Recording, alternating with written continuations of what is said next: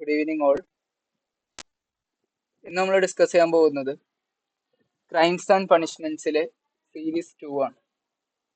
Series 1ന്റെ അകത്ത് ഏതൊക്കെ കാര്യങ്ങളാണ് ക്രൈം എന്ന് പറയുന്നത്, ഏതൊക്കെ ആക്ടുകൾക്ക് പണിഷ്മെന്റ് കിട്ടും എന്നതുമായി ബന്ധപ്പെട്ട നിയമം, അതുമായി ബന്ധപ്പെട്ട പ്രൊവിഷൻസ് ഒക്കെ പറയുന്നത് ഏത് നിയമത്തിലാണെന്നുള്ള കാര്യം നമ്മൾ ഡിസ്കസ് ചെയ്തു. ഭാരതീയ ന്യായ സംഹിതയിലാണ്.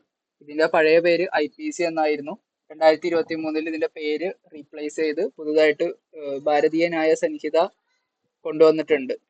പഴയ IPCയിലുള്ള ചില പ്രൊവിഷൻസ് ഒക്കെ മാറ്റി ചില വ്യത്യാസങ്ങൾ വരുത്തിക്കൊണ്ടാണ് ഭാരതീയ ന്യായ സംഹിത കൊണ്ടുവന്നേക്കുന്നത്. ഭാരതീയ ന്യായ സംഹിതയുടെ ചാപ്റ്റർ 1 and 2 എന്താണെന്ന് നമ്മൾ ഇതിനോടകം നോക്കിക്കഴിഞ്ഞതാണ്. ചാപ്റ്റർ 1 പ്രിലിമിനറി മാറ്റേഴ്സ് ആണ് പറയുന്നതെങ്കിൽ ചാപ്റ്റർ 2 പണിഷ്മെന്റിനെ പറ്റിയാണ് പറയുന്നത്. ഏതൊക്കെ രീതിയിലുള്ള പണിഷ്മെന്റുകൾ കൊടുക്കപ്പെടാം, ഏതൊക്കെ രീതിയിലുള്ള ശിക്ഷാ നടപടികൾ നടപ്പിലാക്കാൻ പറ്റും എന്ന കാര്യം നമ്മൾ ചാപ്റ്റർ 2 ഡിസ്കസ് ചെയ്തു. Here we are moving to the chapter 3. നമ്മൾ മൂന്നാമത്തെ ചാപ്റ്ററിലോട്ടാണ് അടുത്ത കിടക്കാൻ പോകുന്നത്. നിങ്ങളിപ്പോൾ സ്ലൈഡിൽ കാണുന്നത് പോലെ ചാപ്റ്റർ 3 ഓഫ് BNSന്റെ chapter 3 deals with exception to the criminal liability. ഇത് വളരെയധികം ഇമ്പോർട്ടന്റ് ആയ ഒരു ഭാഗമാണ്. കുറേയേറെ എക്സെപ്ഷൻസ് ഉണ്ട്. എക്സെപ്ഷൻസ് എന്ന് പറഞ്ഞു കഴിഞ്ഞാൽ ഒരു പൊതുവായ നിയമത്തിൽ നിന്നും കുറച്ച് ആളുകളെ ഒഴിവാക്കുന്നതിനെയാണ് എക്സെപ്ഷൻ എന്ന് വിളിക്കുക. അതായത് നിങ്ങൾ 40 പേരും നാളെ എറണാകുളത്ത് പൊക്കോ, ഒരു ജനറൽ ആയിട്ടുള്ള റൂള് പറഞ്ഞു. നിങ്ങൾ ക്ലാസ്സിലുള്ള 40 പേരും പൊക്കോ, ആ 3 കുട്ടികൾ ഒഴികെ. അപ്പോൾ ഒരു ജനറൽ ആയിട്ടുള്ള റൂളിൽ നിന്ന് കുറച്ച് പേരെ ഒഴിവാക്കുന്നതിനെയാണ്, ആ ഒഴിവാക്കുന്ന ഫ്യൂ പീപ്പിളിനെയാണ് എക്സെപ്റ്റഡ് ആയിട്ടുള്ള പീപ്പിൾ എന്ന് വിളിക്കുക. എക്സെപ്ഷൻ, ഒഴിവാക്കുക. അപ്പൊ ക്രിമിനൽ ലയബിലിറ്റി, ആര് ഒരു ക്രൈം ചെയ്താലും അയാൾക്ക് ക്രിമിനൽ ലയബിലിറ്റി കിട്ടും. അയാൾ ചെയ്തത് ക്രിമിനലി ലയബിൾ ആകുന്ന അല്ലെങ്കിൽ കുറ്റകൃത്യം ചെയ്ത ആൾക്ക് അതിന്റെ ഉത്തരവാദിത്വം ഏറ്റെടുക്കേണ്ടി വരും. പക്ഷേ കുറച്ച് ആളുകൾക്ക് എക്സെപ്ഷൻസ് ഉണ്ട്. അവർക്ക് ഇതിന്റെ ലയബിലിറ്റി ഏറ്റെടുക്കേണ്ടി വരൂല. കുറച്ച് ആളുകൾക്ക് നിയമത്തിന്റെ പരിരക്ഷ ലഭിക്കും. അവരാരൊക്കെയാണെന്നാണ് നമ്മൾ ചാപ്റ്റർ 3 നോക്കാൻ പോകുന്നത്. അപ്പൊ exceptions to the criminal liability, അതായത് താഴെ പറയുന്ന സർട്ടൈൻ പീപ്പിൾസിന് ക്രിമിനൽ ലയബിലിറ്റി കിട്ടൂല. അവരാരൊക്കെയാണെന്നുള്ളതാണ് നമ്മൾ ചാപ്റ്റർ 3 ഡിസ്കസ് ചെയ്യാൻ പോകുന്നത്. These exceptions cover different acts that under specific circumstances. ചില സാഹചര്യത്തിന്റെ പുറത്താണ് ചില ആളുകൾ ഒരു തെറ്റ് ചെയ്തു പോകുന്നതെങ്കിൽ അവരെ നിയമം ശിക്ഷിക്കൂല, അവർക്ക് പ്രൊട്ടക്ഷൻ കൊടുക്കും. അത് ഏതൊക്കെയാണ് ആ സാഹചര്യം, ആരൊക്കെയാണെന്നുള്ളത് സെക്ഷൻ 14 മുതൽ സെക്ഷൻ 44 വരെയുള്ള BNSന്റെ സെക്ഷൻസിലാണ് മെൻഷൻ ചെയ്യുന്നത്. സെക്ഷൻ 14 മുതൽ സെക്ഷൻ 44 വരെയുള്ള BNSന്റെ സെക്ഷൻസിൽ ചില സാഹചര്യത്തിന്റെ പുറത്ത് ചില ക്രൈമുകൾ ചെയ്താൽ ആ ക്രൈമുകളെ ക്രൈമായി കൺസിഡർ ചെയ്യൂല, അതായത് ചെയ്ത ആളെ എന്ത് ചെയ്യില്ല, ശിക്ഷിക്കൂല എന്നാണ് അവിടെ പറയുന്നത്. അത് ഏതൊക്കെയാണെന്നുള്ളത് നമുക്ക് നോക്കാം. നിങ്ങളിപ്പോ ഈ സ്ക്രീനിൽ കാണുന്ന ആക്ടുകൾ ഉണ്ടല്ലോ, ഇതാണ് പ്രധാനപ്പെട്ട എക്സെപ്റ്റഡ് ആയിട്ടുള്ള സിറ്റുവേഷൻസ്. ഇതിൽ ഓരോന്നും വളരെയധികം ഇമ്പോർട്ടന്റ് അർഹിക്കുന്ന പോർഷൻസ് ആണ്. Mistake of act, judicial act, accident, absence of criminal intention, act is done by consent, trifling act, private defence. ഇങ്ങനെ ഒരുപാട് എക്സെപ്ഷൻസ് ആണ് BNS നൽകുന്നത്. ഇതിൽ ഒന്നാമത്തതാണ് മിസ്റ്റേക്ക് ഓഫ് ആക്ട്. എന്താണ് ഈ മിസ്റ്റേക്ക് ഓഫ് ആക്ട്?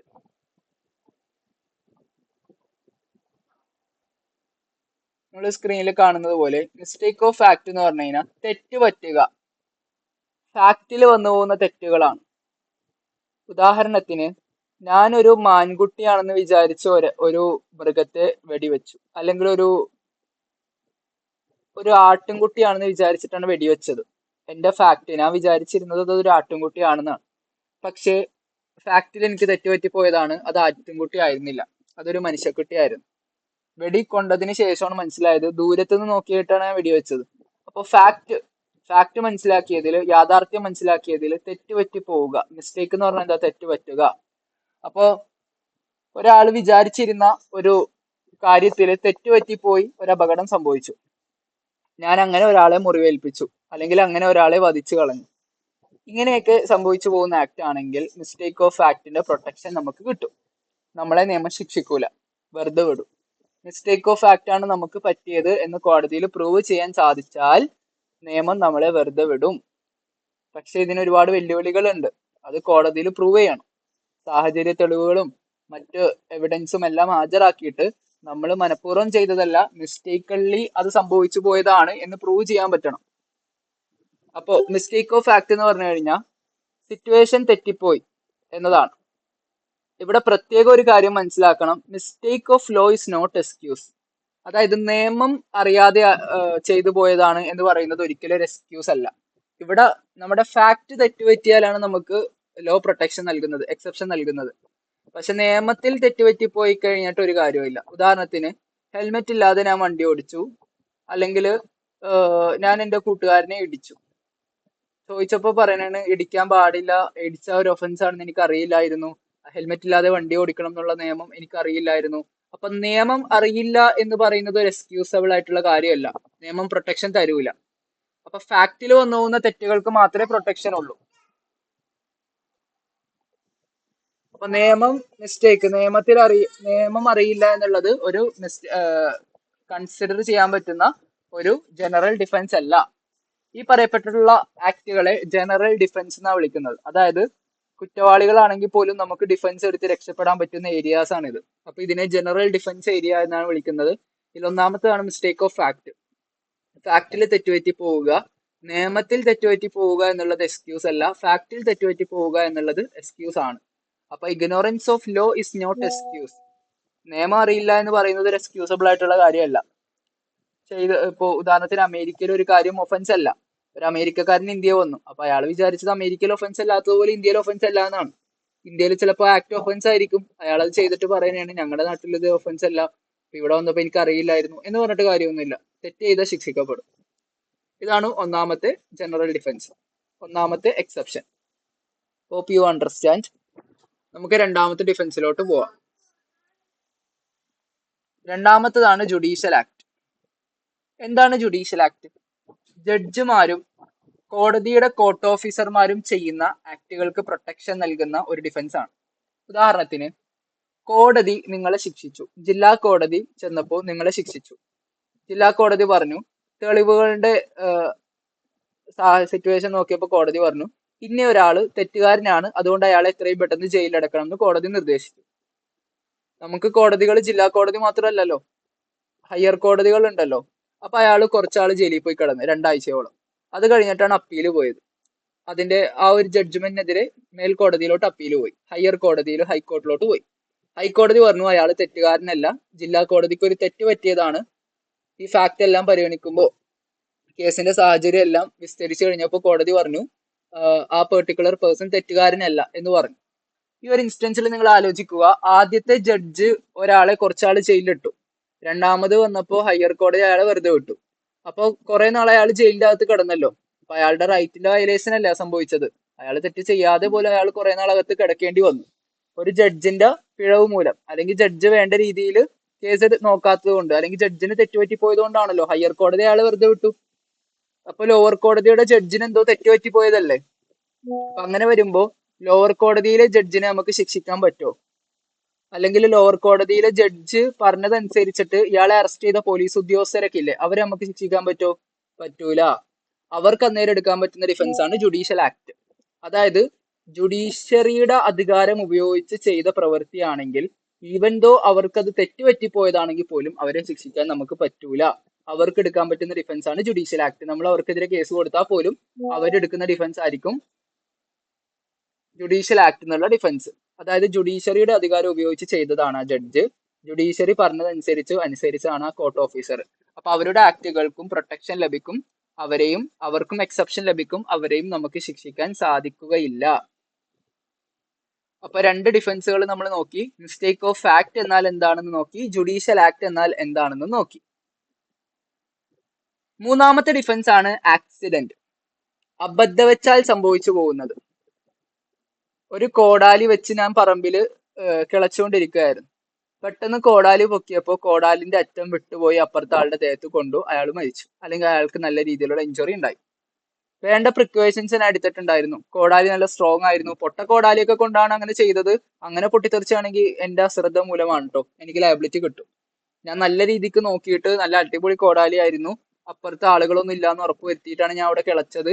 പക്ഷെ എന്തോ കാരണവശാൽ എന്തോ അബദ്ധവശാൽ ഒരാൾ അതിലെ നടന്നു പോയപ്പോൾ ഇത് പൊട്ടി അയാളുടെ തലയെ കൊണ്ടുപോയി എന്ന സിറ്റുവേഷൻ നമുക്ക് തെളിയിക്കാൻ സാധിച്ചാൽ, ആക്സിഡന്റലി സംഭവിച്ചു പോയതാണ്, അബദ്ധവശാൽ ഒരു കാര്യം നടന്നു പോയതാണെന്ന് കോടതിയിൽ പ്രൂവ് ചെയ്യാൻ സാധിച്ചാൽ, we will get defence of accident. Accident എന്ന് പറഞ്ഞ ഡിഫൻസ് നമുക്ക് കിട്ടും. ഇത് ജനറൽ എക്സംപ്റ്റഡ് ആയിട്ടുള്ള ഒരു കാര്യമാണ്. ഈ ഒരു ഡിഫൻസും കിട്ടിക്കഴിഞ്ഞാൽ നമുക്ക് എന്ത് ചെയ്യാൻ പറ്റും, നമ്മൾ ചെയ്ത ആക്ട് ക്രിമിനലി ലയബിൾ അല്ലാതെ നമുക്ക് രക്ഷപ്പെടാൻ സാധിക്കും. അപ്പോ ആക്സിഡന്റ് എന്നുള്ള ഡിഫൻസ് മനസ്സിലാക്കി വെക്കുക. അബദ്ധവശാൽ ചെയ്തു പോകുന്ന കാര്യങ്ങളെയാണ് ആക്സിഡന്റ് എന്ന് വിളിക്കുക. അടുത്തത് മൂന്നാമത്തേതാണ് നെസസിറ്റി. നെസസിറ്റി അവിടെ കൊടുത്തിട്ടില്ല, നിങ്ങൾ എഴുതുക നെസസിറ്റി.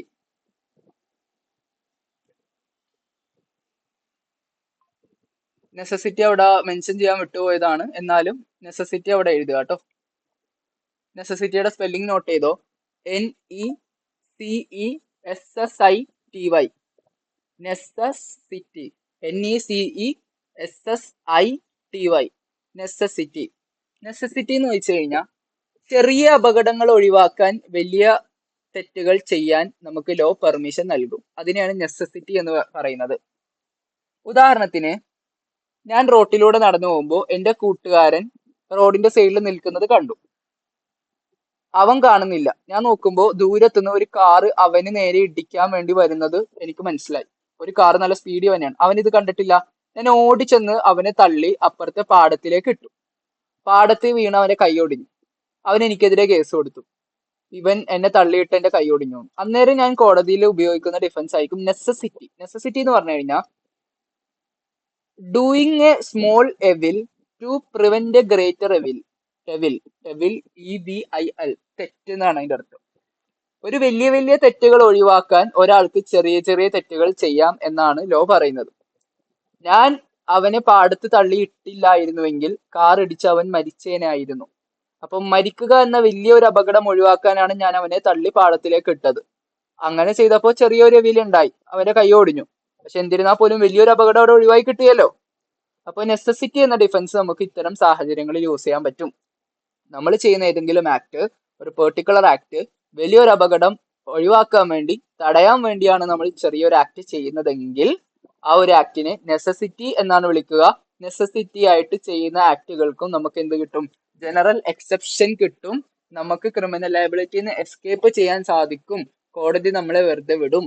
നെസസിറ്റി ആയിട്ടാണ് ഒരാൾ ഒരു ആക്ട് ചെയ്യുന്നത്, ആക്സിഡന്റലി ചെയ്തു പോയതാണ്, ജുഡീഷ്യൽ ആക്ടിലൂടെ ചെയ്തതാണ്, മിസ്റ്റേക്ക് ഓഫ് ആക്ട് സംഭവിച്ചു പോയതാണ് എന്ന കാര്യങ്ങളൊക്കെ കോടതിയിൽ പ്രൂവ് ചെയ്യാൻ പറ്റിയാൽ ഒരാൾക്ക് എന്ത് ചെയ്യാൻ പറ്റും, ക്രിമിനൽ ലയബിലിറ്റിയിൽ നിന്ന് രക്ഷപ്പെടാൻ സാധിക്കും. കോടതി അവരെ ശിക്ഷിക്കുകയില്ല എന്ന കാര്യം നോട്ട് ചെയ്യുക. നമ്മളിപ്പോ 1, 2, 3, 4 കാര്യങ്ങൾ ഇവിടെ പഠിച്ചു. 4 കാര്യങ്ങൾ മാത്രമല്ല, ഇനിയും അത്യാവശ്യം കാര്യങ്ങളുണ്ട്. അത് നമുക്ക് അടുത്ത ക്ലാസ്സിൽ ഡിസ്കസ് ചെയ്യാം. ഓൾറെഡി ഇപ്പൊ 10-12 മിനിറ്റ് ആയിട്ടുണ്ട്. ഒരു സെഷൻ ഒരുപാട് നേരം വെക്കണ്ട, അങ്ങനെ വെച്ച് കഴിഞ്ഞാൽ അത് കേൾക്കാൻ മടുപ്പായി പോകും. അപ്പോൾ നമുക്ക് ഈ സെഷൻ ഇവിടെ കൊണ്ട് കൺക്ലൂഡ് ചെയ്യാം.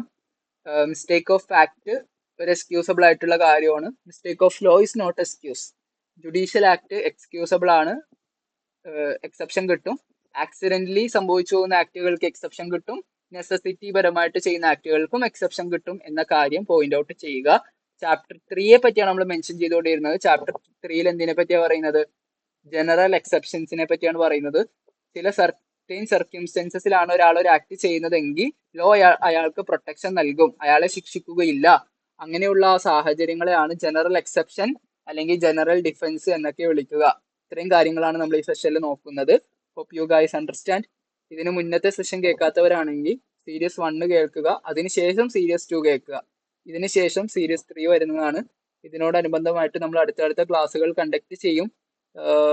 ഏകദേശം പറ്റുന്ന അത്രയും ഭാഗം നമ്മൾ BNSന്റെ ഇമ്പോർട്ടൻ്റ് ആയിട്ടുള്ള എല്ലാ ഭാഗങ്ങളും തന്നെ ഈ സെഷൻസിലൂടെ കവർ ചെയ്യുന്നതാണ് എന്ന് ഒരിക്കൽ കൂടി ഓർമ്മപ്പെടുത്തുന്നു. നന്ദി, നമസ്കാരം.